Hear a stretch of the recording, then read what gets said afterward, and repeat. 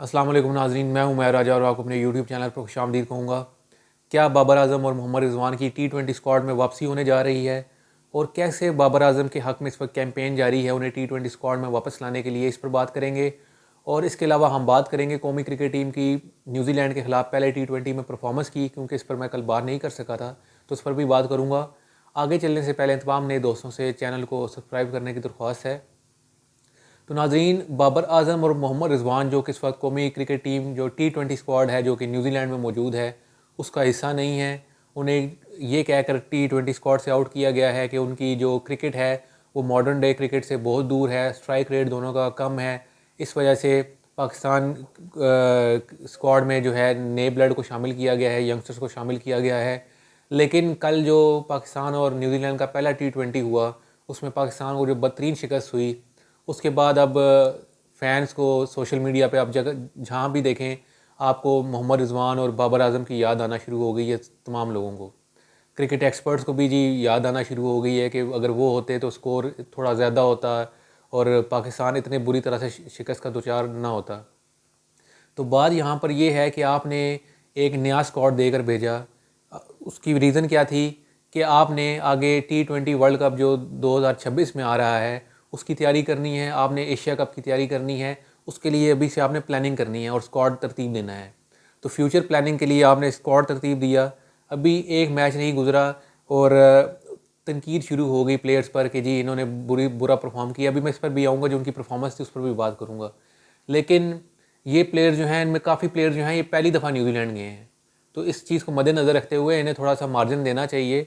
और जो कैंपेन शुरू हुई है बाबर आज़म और मोहम्मद रिजवान के हक फेवर में, उसको देखते हुए मुझे अब ये लग रहा है कि ये जो सीरीज़ ख़त्म होगी न्यूजीलैंड की, इसके बाद चाहे इसका जो भी नतीजा हो, आपको T20 स्क्वाड में बाबर आज़म भी नज़र आएंगे, आपको मोहम्मद रिजवान भी T20 स्क्वाड में नज़र आएंगे। उसकी वजह क्या है? उसकी वजह ये है कि पाकिस्तान क्रिकेट बोर्ड में इतनी कैपेबिलिटी ही नहीं है कि वो इतना बड़ा डिसीजन ले सके कि इनको बड़े लंबे पीरियड ऑफ टाइम के लिए इन्हें टीम से बाहर करे।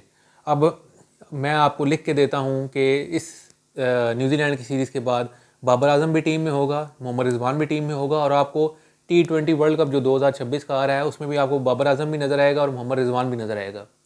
तो इसमें बुरी बात नहीं है, लेकिन अगर अच्छा परफॉर्म करते हैं तो इसमें कोई बुरी बात नहीं है। लेकिन मैं यहाँ पर ये बात करना चाहूँगा कि अगर इन्होंने उसी माइंडसेट के साथ खेलना है, 125 के स्ट्राइक रेट से, 120 के स्ट्राइक रेट से, आजकल 120-25 का स्ट्राइक रेट तो वनडे में चलता है, T20 तो बहुत दूर की बात है। T20 में अगर आप देखें सूर्य कुमार यादव को देख लें, और भी बहुत से क्रिकेटर्स हैं जिनका स्ट्राइक रेट जो है 170 प्लस है। तो अब क्रिकेट चेंज हो गई है, तो इसमें अब मैं फ़ैन से भी गुजारिश करूंगा, ये जो कैंपेन शुरू हो गई है यहाँ पर मैं लोगों से को भी कहना चाहूँगा कि 2 हफ्ते पहले तक, 1 हफ्ता पहले तक तो आपको बाबर आजम भी बुरा लग रहा था, आपको मोहम्मद रिजवान भी बुरा लग रहा था, आपको खटक रहे थे दोनों की टीम में मौजूद क्यों हैं।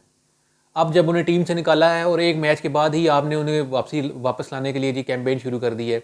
और उनकी जो PR कैंपेन्स हैं, वो भी PR कंपनीज जो हैं उन्होंने भी कैंपेन शुरू कर दी है। और जगह जगह जो अब मैं तो जब से सोशल मीडिया देखा है उसमें बाबर आजम ही नज़र आ रहा है मुझे। तो इसका जो प्रेशर है वो आपके क्रिकेट बोर्ड पर आएगा और ये दोनों प्लेयर जो हैं ये आपको अनकरीब पाकिस्तानी क्रिकेट टीम में खेलते हुए नज़र आएंगे।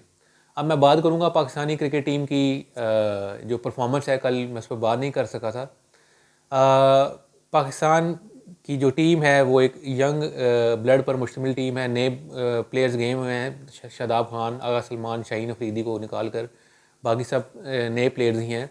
और इनमें से काफ़ी प्लेयर्स वो हैं जो कि पहली दफ़ा न्यूजीलैंड में खेल रहे हैं।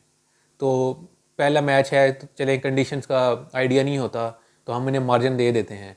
और दूसरी बात मैं ये करना चाहूँगा कि लेकिन मैं ये एक्सपेक्ट नहीं कर रहा था कि पाकिस्तान इतने बुरे तरीके से हारेगा। 91 रन पर पूरी टीम आउट हो गई, ये तो एक्सपेक्ट ही नहीं किया था। अगर उसकी रीज़न क्या है, अगर न्यूजीलैंड की मजबूत टीम होती, न्यूजीलैंड के सारे की प्लेयर्स होते तो ये बात समझ आ सकती थी कि नई टीम है, दूसरी तजर्बाकार टीम थी, उसने आउट क्लास कर दिया। लेकिन न्यूजीलैंड की टीम भी नहीं है, न्यूजीलैंड की टीम में भी एक्सपीरियंस नहीं है। तो ऐसा क्या हुआ कि पाकिस्तानी टीम उनके सामने ये 91 रन पर ही पूरी टीम आउट होगी। अब शादाब खान को देखें, शादाब खान को आप बड़े मिन्नतें तरले करके जी टीम में लेके आए, जैसे शादाब खान ने बहुत बड़ी परफॉर्मेंस दे देनी है। 3 रन बनाए शादाब खान ने।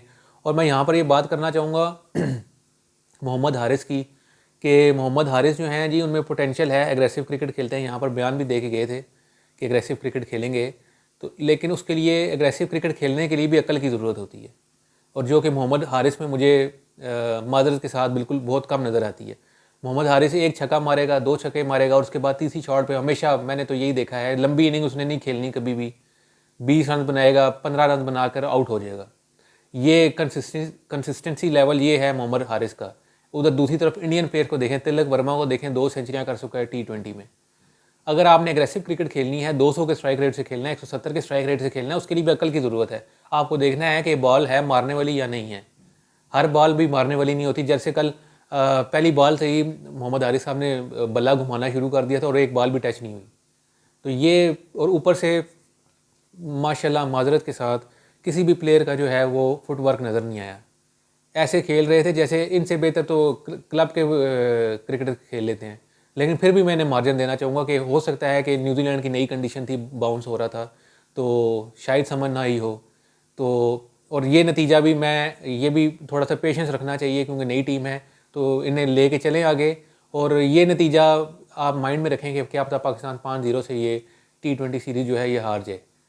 बहुत कभी इम्कान है कि पाकिस्तान हो सकता है ये सीरीज़ हार जाए, तो उस पर हमें पेशेंस से काम लेना चाहिए। लेकिन ये पेशेंस जो है ये पीसीबी में काम नहीं आएगा। पीसीबी वाले, आप, मैं भी लिख दे सकता हूँ आपको कि इस सीरीज़ के बाद T20 स्क्वाड में आपकी बहुत बड़ी चेंजिंग्स होंगी, और वो हम जब चेंजिंग्स होंगी वो हम देखेंगे तो फिर मैं आपसे बात करूँगा कि आपको जो स्क्वाड है उसमें तमाम सीनियर प्लेयर नज़र आएंगे। और मुझे तो ये भी डर लग गया है कि हो सकता है इफ्तिखार अहमद चाचू को भी वापस ना ले आएं।